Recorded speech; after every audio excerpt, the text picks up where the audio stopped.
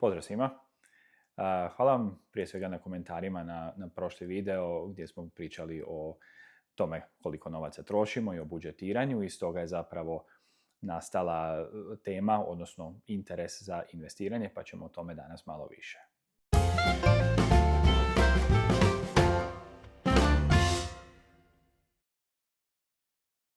Znači da krenemo ovako. To je zapravo u prošlom videu sam shvatio i da sam zaboravio napomenuti. Rekao sam da je jedan od rezultata budžetiranja zapravo da saznamo koliko novaca nam treba za taj emergency fund, odnosno kao fond za nekakve iznenadne troškove, ali to je zapravo manji dio, odnosno manje bitan dio. Najvažniji dio od svega i zašto tetka i ja investiramo novac je da možemo odrediti trenutak kad možemo prestati raditi. Znači, svatko će imati nekakav svoj cilj zašto investira novac. Netko će možda željeti uštediti da može kupiti kuću, netko će recimo htjeti ostaviti nešto djeci ili će za školovanje i slično. Znači, svatko može imati svoje nekakve ciljeve, tako da prije nego što se uopće upustite u investiranje, najvažnije je zapravo odlučiti zašto to radite i zašto vam je to bitno. Samo da se odmah razumijemo, mali disclaimer, ja nisam nikakav financijski savjetnik. Ovo o čemu ću pričati je isključivo naše, što i kako mi radimo. Svake investicije donose određeni rizik od gubitka, tako da to imamo svi na umu. Znači, kao što sam rekao, tetka i ja, naš prvi i osnovni cilj investiranja je zapravo postići jednu financijsku sigurnost i to je ono što je nama kod novca i najviše bitno. Nekako, mi vidjeli ste, ne trošimo novac na skoro nikakve posebne luksuze, jer najveći luksuz koji mi smatramo, koji nam novac pruža, je jedna određena sigurnost. Znači, da se dođe do gubitka posla ili do bilo čega što se u životu dogodi, mi se osjećamo prilično sigurni, zato što imamo dovoljno ušteđevine, odnosno investicija, da možemo i nekoliko godina živjeti, bez da radimo. Međutim, ipak bilo bi idealno da imamo dovoljno novaca da rad u jednom trenutku našeg života postane opcionalan. Jer svi mi koji radimo mijenjamo svoje vrijeme koje nije beskonačno za novac koji uvijek može doći i otići, ali zapravo pruža, daje nam te nekakve opcije. Sad, konkretnije, znači što se tiče investiranja, znači kad ste si odredili nekakav cilj zašto to radite, proći ćemo malo kako investiranje izgleda u Kanadi, a mogu na kraju malo ispričati kako je to izgledalo u Hrvatskoj, zato što znam da neki ljudi nas gledaju sa naših prostora, pa da čisto dobiju ideju što se može napraviti. Znači, što se tiče Kanade, Kanada je izuzetno dobra za investiranje, zato što imate pristup ogromnom stock marketu naših južnih susjeda i čak je napravljeno tako da možete bez poreza investirati u njihov stock market, koji je stvarno trenutno najjači na svijetu. Sad, kako se može investirati? U Kanadi konkretno ima nekoliko tipova tih kao investment računa. Ja neću prolaziti baš doslovno sve, nego one koje tetka i ja koristimo, a naravno da imate na umu da tu postoji nekakvi drugi. Prvi i najdraži svim zapravo Kanađanima je takozvani TFSA ili ti Tax Free Savings Account. Ime samo po sebi kaže savings, malo može biti zbunjujuće. Nije poanta tog akaunta da vi u njega stavljate novac i da štedite, nego da taj novac investirate. On ima određeni limit, tako da, baš zato što je tax free, znači sve što zaradite u tom akauntu, na to se ne mora platiti porez. Znači, inače standardno, kad biste investirali, recimo da investirate $10,000 i to naraste na na primjer, $15,000, vi na tu razliku od $5,000 zapravo morate platiti porez. U tax-free savings accountu ili TFSA taj se porez uopće ne mora platiti ni na dividende, ni na ništa. Jel? Znači, potpuno sav novac koji zaradite je vaš. Međutim, kažem, akaunt je limitiran. Obično sad je trenutno za 2025. One pred kraj godine objave koliki će biti limit za iduću godinu. Za 2026. je bio 7,000. Vjerujem da će za 2027. biti 7,500. Oni obično računaju po inflaciji, tako da to s vremenom raste. I obično taj akaunt je zapravo prvi koji treba popuniti. Znači, ako imate nešto ušteđevine, odnosno možete odvojiti novac, to je vjerojatno najbolji akaunt u koji se prvo može staviti ušteđevina i investirati. Zatim, idući akaunt koji tetka i ja koristimo, naravno svako za sebe, kao i TFSA, jer svako ima za sebe. Tako, idući akaunt se zove RRSP, odnosno Registered Retirement Savings Plan. On malo drugčije funkcionira, odnosno sličan je TFSA-u u tome što se isto, znači sve što u njemu zaradite, na to ne morate platiti porez.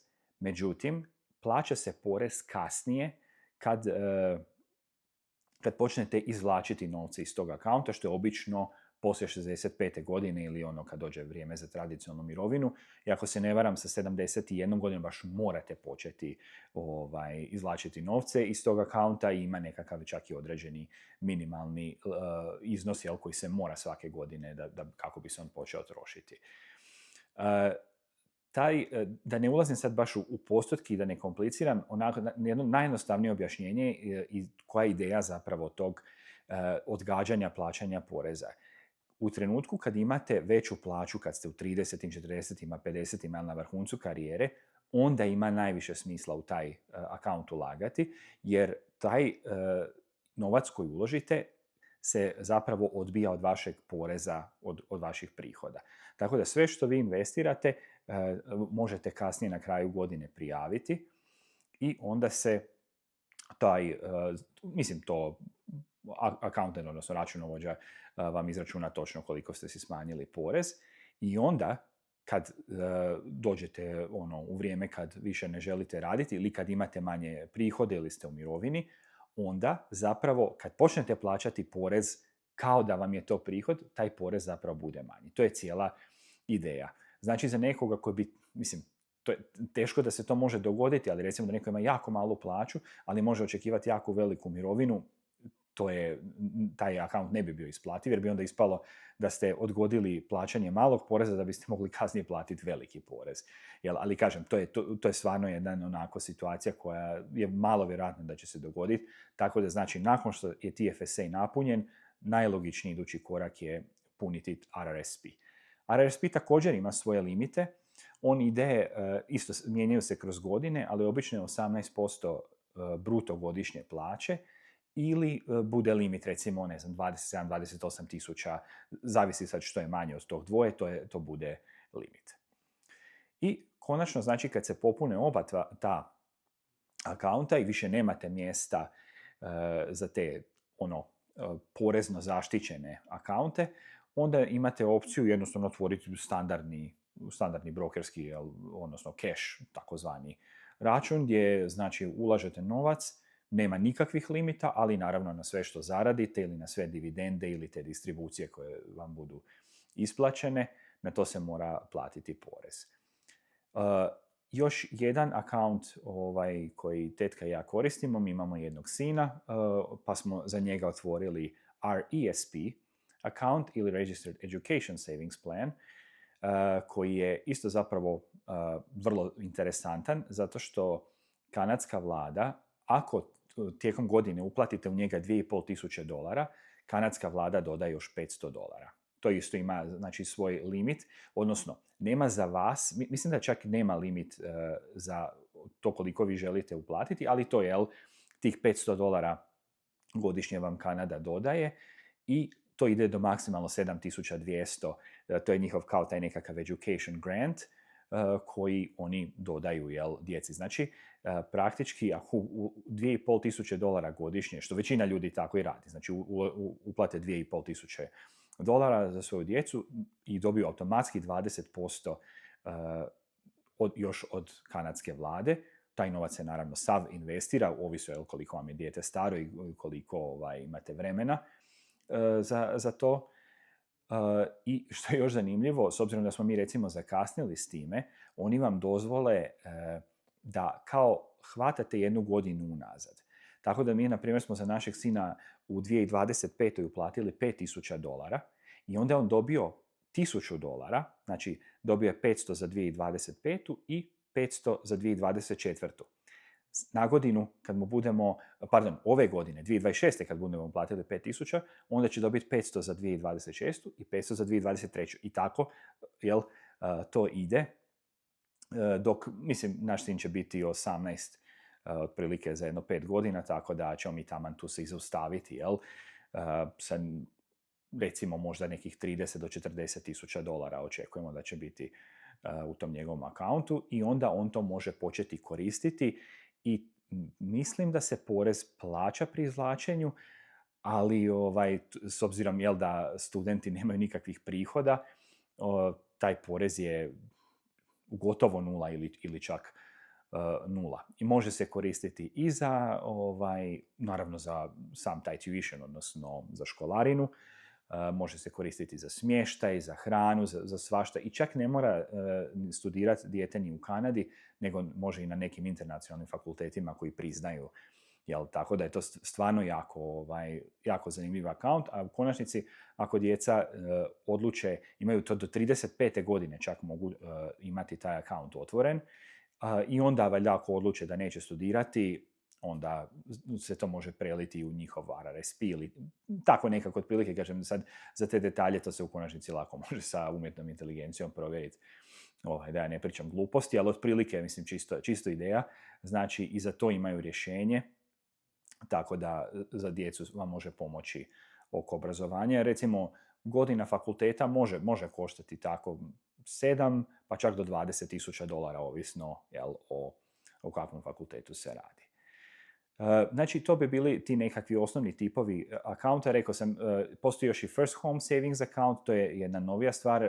Tetka i ja ne investiramo u taj zato što nismo, ne zadovoljavamo uvjete. To se mora biti netko tko nikada nije posjedovao kuću ili valjda nije posjedovao u zadnje 4 godine, tako nešto. I onda ima pravo na to ulagati, ali kažem, o tom ne znam dovoljno pa neću dalje o tome pričati. Sada, još jedno zapravo konačno pitanje, ja sam sad samo govorio o tipovima računa u koje se može investirati, u što se može investirati. Sad, to je, nije loše, recimo, ako niste s time upoznati, postoje ti razni kvizovi gdje možete zapravo odrediti svoju toleranciju na rizik. I to je isto kao što je bitno znati cilj zašto uopće investirate, tako nije loše ni odrediti toleranciju na rizik. Da vidite kako biste reagirali, jer na primjer investirati se može u svašta. Može se investirati u dionice, može se investirati u obveznice, može se investirati u nekretnine. Sve to ima svoje određene rizike i koliko to može ići gore i dolje. Što se tiče dionica, s obzirom da sam s time najviše upoznat, dionice realno čovjek mora biti spreman da ne u jednoj godini mogu otići do 40% dolje. Znači, zamislite da imate $100.000 uloženo u 100% dionice, kako biste se ponašali kad bi to palo na $60.000 u jednoj godini? Da li biste se uspaničili, da li biste sve prodali, da li biste to vidjeli kao popust, pa onda išli još više investirati? To nije loše odrediti prije nego što se odlučite što ćete napraviti. Konkretno, tetka i ja investiramo u te takozvane, to se zove ETF, odnosno Exchange Traded Fund, koji je kao košara koja sadržava jako puno individualnih dionica.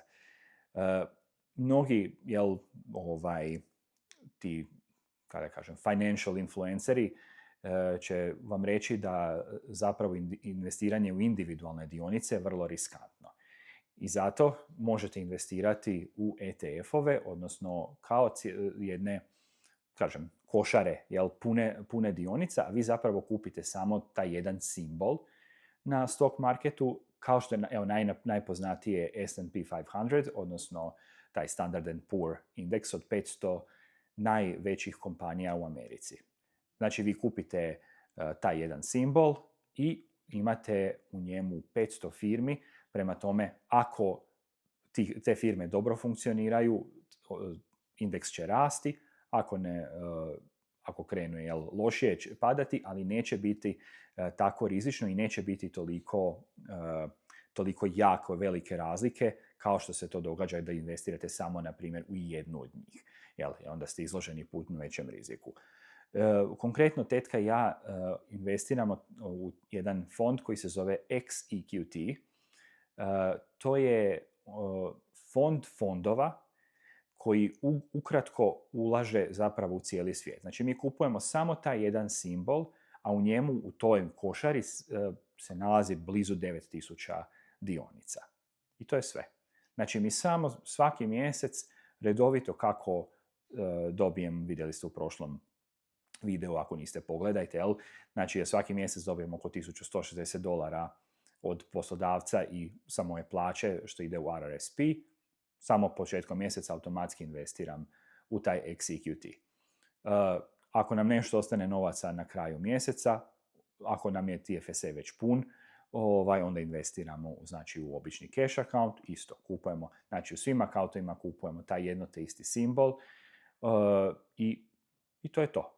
Zato što je naša tolerancija na rizik je dovoljno velika, mi nismo ulagali za sada u obveznice, nismo ulagali u nekretnine, jer imamo dovoljno godina ispred sebe da možemo podnijeti, da nama portfolio, evo ovo što sam rekao za primjer, da padne za 40%, ja bi bio presretan. Jer bi to bila super prilika da kupim najviše što mogu u tom trenutku, jer ako se netko sjeća što se dogodilo tijekom COVID-a, ako je pratio stock market je tresnio upravo tako jedno 40% i ljudi koji su to uhvatili, oni su poduplali svoje investicije u zadnji...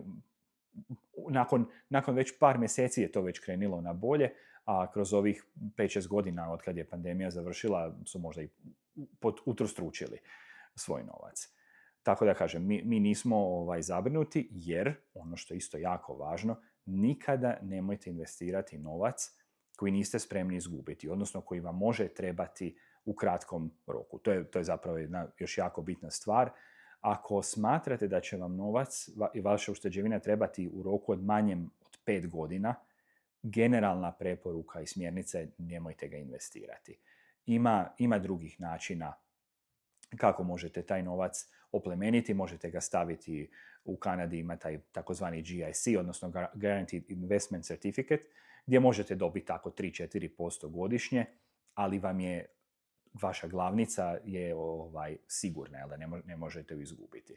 A ako imate 5, 10, 20, 30 godina, onda nemate se zapravo čega bojati, zato što generalno stock market na tako dugačke periode zapravo ide gore.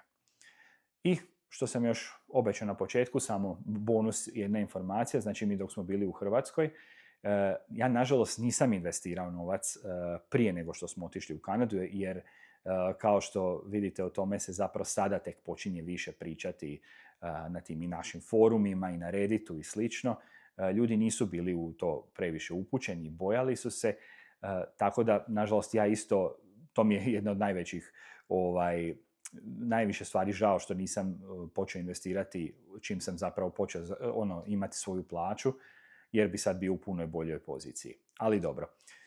S obzirom na tu situaciju, mi smo u Hrvatskoj zapravo sad kad smo ovu godinu i 3 mjeseca proveli, ja sam naravno odmah želio nastaviti investirati novce i moguće je. Naravno ima isto nekoliko tih brokera. Osobno ne bih preporučio ići u banke, zato što banke najčešće imaju te nekakve nepovoljne proizvode koji jako puno koštaju, tako da Postoje te brokeri koji su online, jel to se sve na internetu može napraviti. Konkretno mi smo koristili Interactive Brokers. Stavit ćemo možda par linkova u description da vidite kako to funkcionira. Nisu to nikakvi affiliate, mi ništa nemamo od toga ako vi na to kliknete, da ne mislite, nego samo da znate gdje potražiti.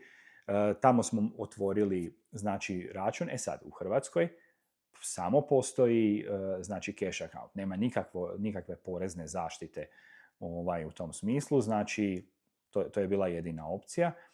I što se tiče izbora dionica, može se ulagati u svašta, ali nažalost ovi vrhunski proizvodi uglavnom nisu dohvatljivi.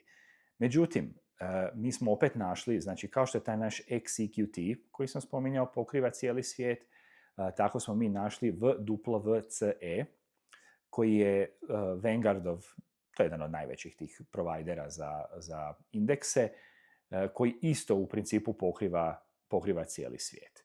Jel, tako da smo mi opet jednom mjesečno, šta nam je ostalo od plaće, jednostavno smo u to ubacili i jednostavno zaboravili na to, jer to je bio novac kojeg smo se mogli odreći i koji nam nije bio bitan.